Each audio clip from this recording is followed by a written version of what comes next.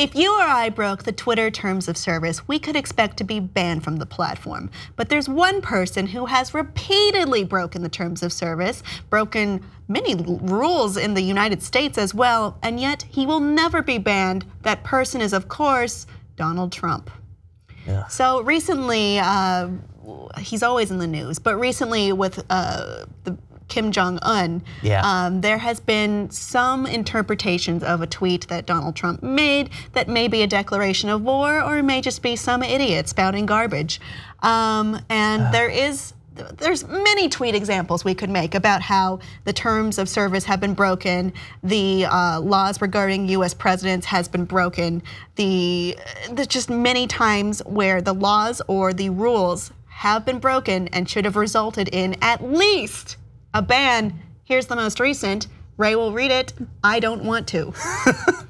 Military solutions are now fully in place, locked and loaded. Should North Korea act unwisely, hopefully Kim Jong-un will find another path. So, yeah, this seems to violate the terms of service, which prohibit users making violent threats. And so why isn't Twitter deleting these tweets? Why isn't Twitter limiting Trump? Why aren't they banning him? They never will. Nope. So Twitter's own account, Twitter Public Policy, reads, "We hold all accounts to the same rules and consider a number of factors when assessing whether tweets violate our rules. Among the considerations is newsworthiness and whether a tweet is of public interest."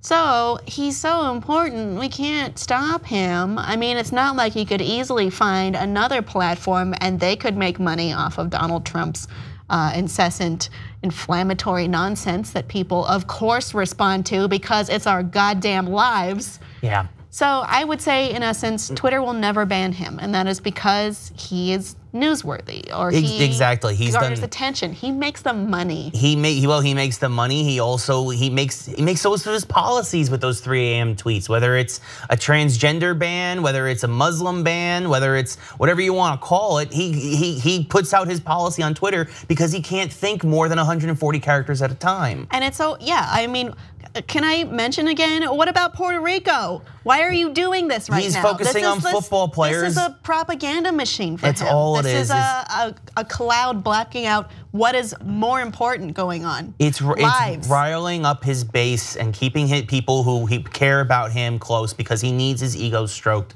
constantly. Because he's a child.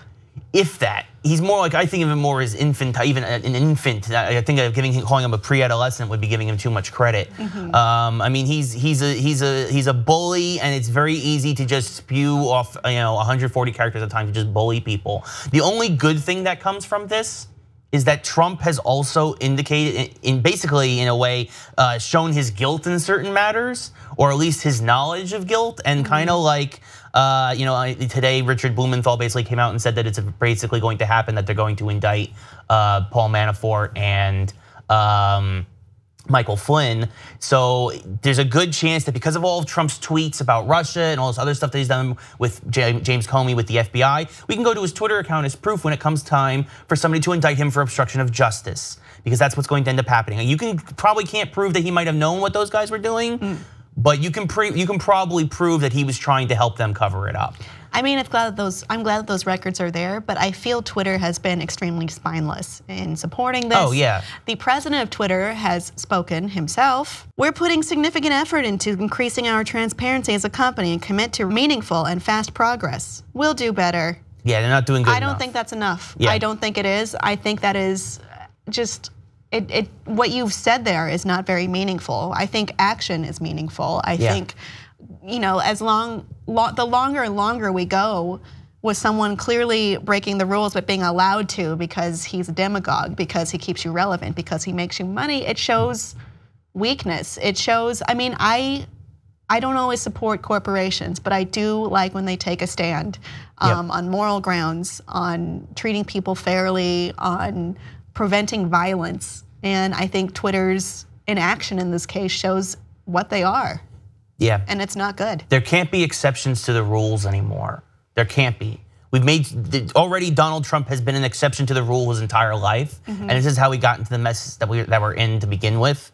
And I think that it's time that we start respecting the rules and we start respecting what that words have meaning, whether they come from President Trump or from you or me. When you start attacking somebody, when you start possibly declaring war on another country at 3 in the morning because you feel like it, because you don't understand that your words have weight, you are a detriment to society, you're a detriment to everything and everyone around you, and of course you're a detriment to yourself. And if Twitter's not going to stand up and take a stand and act like the adult in the room, because everybody else with Donald Trump needs to some point act like an adult in the room and put this little infant, this little baby, this little fat sack of garbage in his place, then someone needs to point out that the emperor is not wearing clothes. And exactly. Until you do that, you're just going to come off as a sycophant, as weak. And that's how I see you.